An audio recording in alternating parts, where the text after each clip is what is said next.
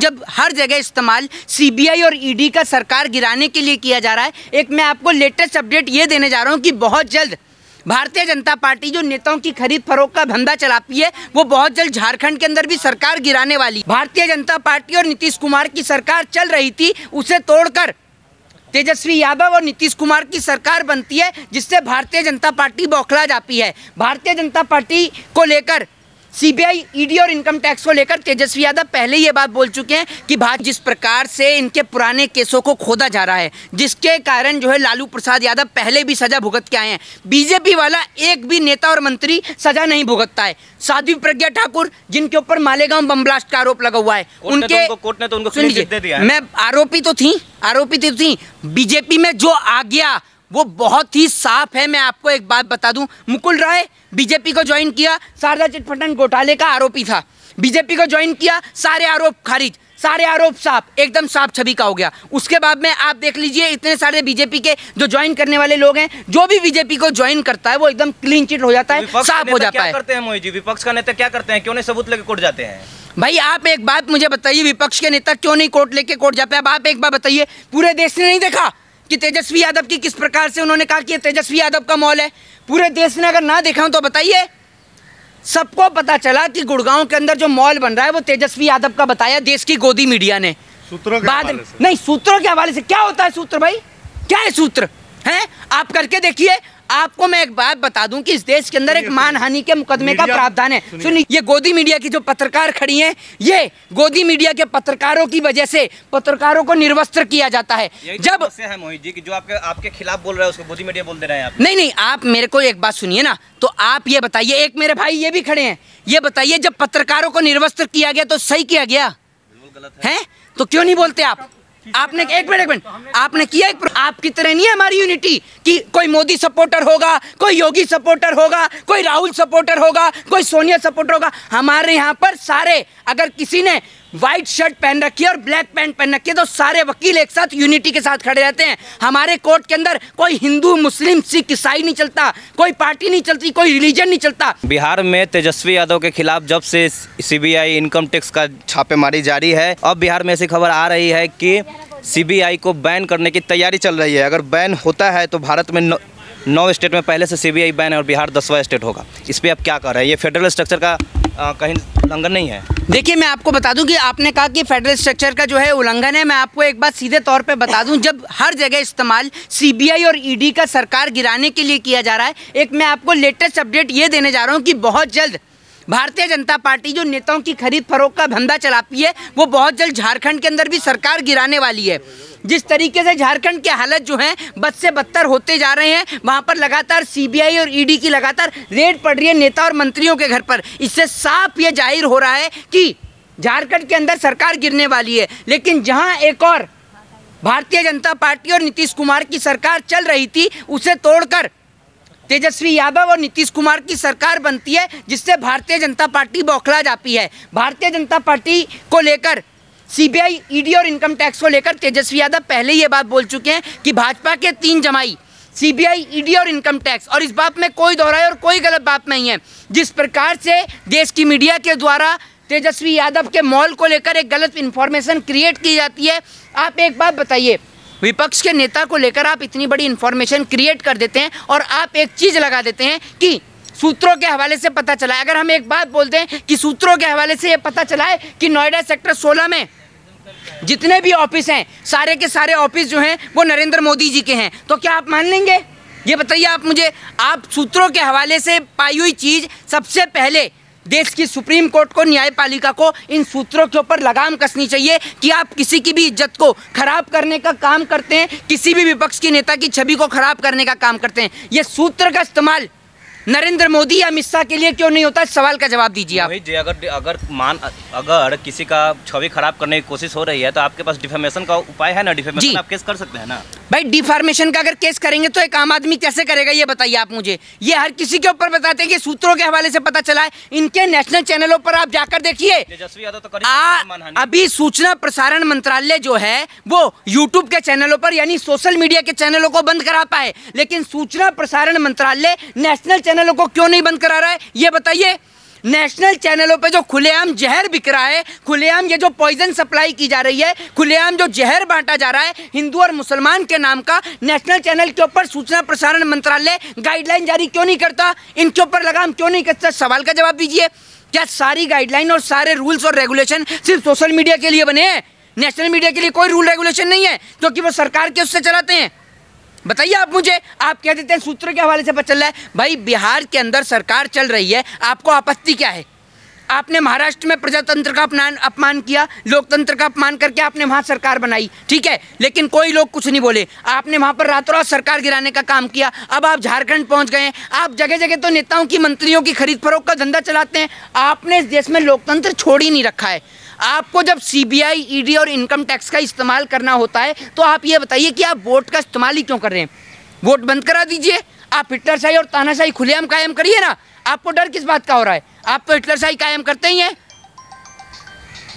आपने मीडिया की बात कही है। मीडिया में दो फाड़ है, एक तो जो सरकार के पक्ष में और एक विपक्ष में जी, और उसमें भी एक दूसरे पे आरोप लगा रहे हैं कि वो गोदी मीडिया है, तो वो उस पर आरोप लगा रहा है वो गोदी मीडिया है। जी, आपको एक बात समझ में नहीं आती कि कौन गोदी मीडिया? एक बात आप मुझे बताइए, अगर कल को आप पत्रकार चैनल चला रहे हैं, मैं आपके लिए एक बात कह दूं कि ये जो फ्लैट बनने हैं या जो ये बड़े बड़े घर नजर आ रहे हैं ये सारे आपके हैं, तो इससे एक गलत मैसेज क्रिएट होगा नहीं होगा?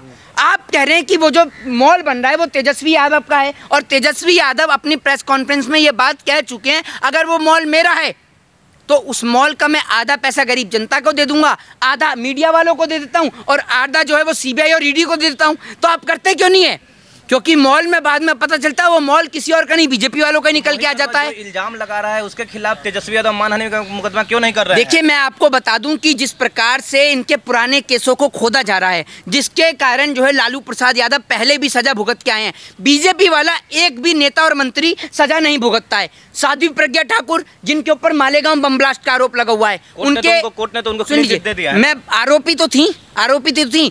बीजेपी में जो आ गया वो बहुत ही साफ है। मैं आपको एक बात बता दूं, मुकुल राय बीजेपी को ज्वाइन किया, शारदा चिटफंड घोटाले का आरोपी था, बीजेपी को ज्वाइन किया, सारे आरोप खारिज, सारे आरोप साफ, एकदम साफ छवि का हो गया। उसके बाद में आप देख लीजिए इतने सारे बीजेपी के जो ज्वाइन करने वाले लोग हैं, जो भी बीजेपी को ज्वाइन करता है वो एकदम क्लीन चिट हो जाता है, साफ हो जाता है। क्या करते हैं मोहित जी, विपक्ष का नेता क्या करते हैं? क्यों नहीं सबूत लेके कोर्ट जाते हैं?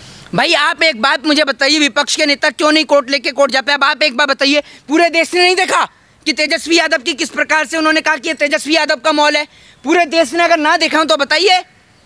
सबको पता चला कि गुड़गांव के अंदर जो मॉल बन रहा है वो तेजस्वी यादव का बताया देश की गोदी मीडिया ने। सूत्रों के हवाले से नहीं, सूत्रों के हवाले से क्या होता है सूत्र? भाई क्या है सूत्र? हैं आप करके देखिए। आपको मैं एक बात बता दूं कि इस देश के अंदर एक मानहानि के मुकदमे का प्रावधान है। सुन लीजिए। हाँ बोलिए। मीडिया में अगर कोई झूठ फैलाना हो ना जी, तो उसमें सूत्र जरूर लगा दीजिए। हाँ तो बिल्कुल अच्छा। यही काम कर रहे हैं। झूठ फैलाने के लिए मीडिया में ये लोग सूत्र का इस्तेमाल ही करते हैं और पूरे देश में झूठ ही परोसा जा रहा है। ऐसी कोई खबर बताइए जो नेशनल मीडिया पर सच के साथ दिखाई जा रही हो, सब में तो सूत्र ऐड कर दिया जाता है। अब उसके बाद ढूंढते रहो सूत्र कहाँ से आए, पता ही नहीं चलता सूत्र कहाँ से आए, किसके सूत्र हैं। तो पहले इन सूत्रों के ऊपर लगाम कसनी चाहिए और तेजस्वी यादव को इनके ऊपर मुकदमा करना चाहिए, मानहानि का मुकदमा दर्ज करना चाहिए और इनके ऊपर सजा करानी चाहिए। जब भ्रष्टाचार पे कार्रवाई हो रही तो आपको क्यों परेशानी? नहीं, मेरे को आपको कोई कुछ किया ही नहीं तो नहीं, मैं आपको एक बताता हूँ, मेरे को कोई परेशानी नहीं है। पहले ये गोदी मीडिया माफी मांगते राहुल गांधी से, आपने देखा होगा किस प्रकार से राहुल गांधी से माफी मांगी गोदी मीडिया ने। अब तेजस्वी यादव को लेकर इन्होंने झूठ और भ्रम फैलाया पूरे देश के अंदर, समाज के अंदर। ये गोदी मीडिया लगातार झूठ खबरें फैलाने का काम करती है, खबरों को वेरीफाइड नहीं करती है। जी न्यूज़ पे आपने खबर देखी होगी जो पहले कुछ समय पहले भी वायरल हुई थी, जिसको लेकर गोदी मीडिया ने माफी भी मांगी थी और कहा था कि हमसे कंटेंट गलती से चला है, गलती हो गई हमसे। वेरीफाइड करते नहीं है खबरों को।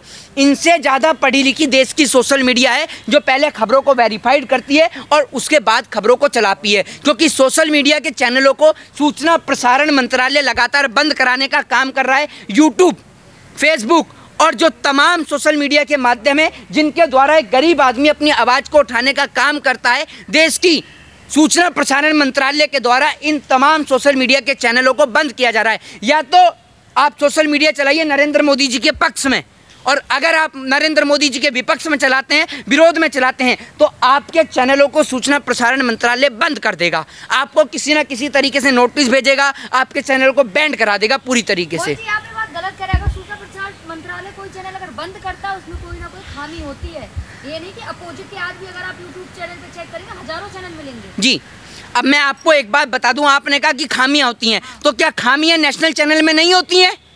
ये बताइए, खामियां नेशनल चैनल में नहीं होती हैं? आपका तो चैनल ही इसीलिए चल रहा है कि आप बीजेपी की दलाली कर रही हैं। लेकिन अपने उन पत्रकारों के लिए भी तो सोचिए, जो पत्रकार किसान आंदोलन को कवर कर रहे थे तो उनको उठाकर जेल में भी डाला गया। हाँ, तो सुनिए, किसान आंदोलन के दौरान क्या पत्रकारों को गिरफ्तार नहीं किया गया?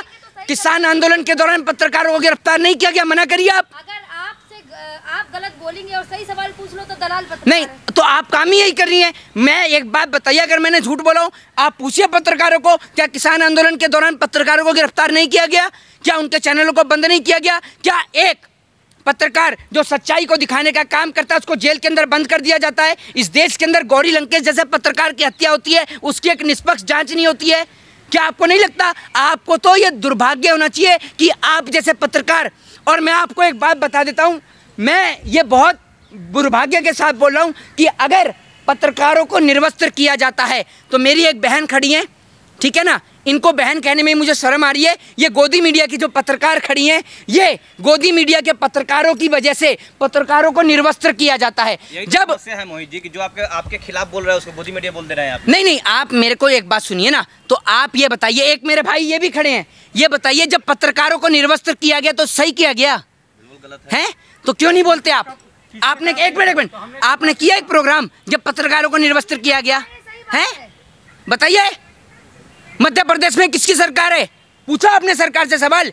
तो जब पत्रकारों को निर्वस्त्र किया जाता है ना, तो वो इसलिए किया जाता है क्योंकि आप जैसे पत्रकार सरकार की दलाली करने में बिजी रहते हैं। सरकार से सवाल पूछने के बजाय, आप सत्ता पक्ष से सवाल पूछने के बजाय आप विपक्ष से सवाल पूछते हैं। इसीलिए आपकी वजह से सच्चे पत्रकारों को निर्वस्त्र कर दिया जाता है, और आपको तो कोई फर्क नहीं पड़ता क्योंकि आप तो वस्त्रों के साथ खड़े हैं। आपको थोड़ी निर्वस्त्र किया है। आप तो कह रहे हैं जो मोदी जी के खिलाफ दिखाएगा उसको निर्वस्त्र किया है तो सही किया है। आप तो यही कहेंगे। मोदी जी, आपने जिन पत्रकारों की बात कही है तो उन पर सवाल सबने उठाया था कि क्यों किया। अच्छा, आपने शायद नेशनल मीडिया भी नहीं देखा तो। अच्छा, तो आप गई वहाँ पर हैं?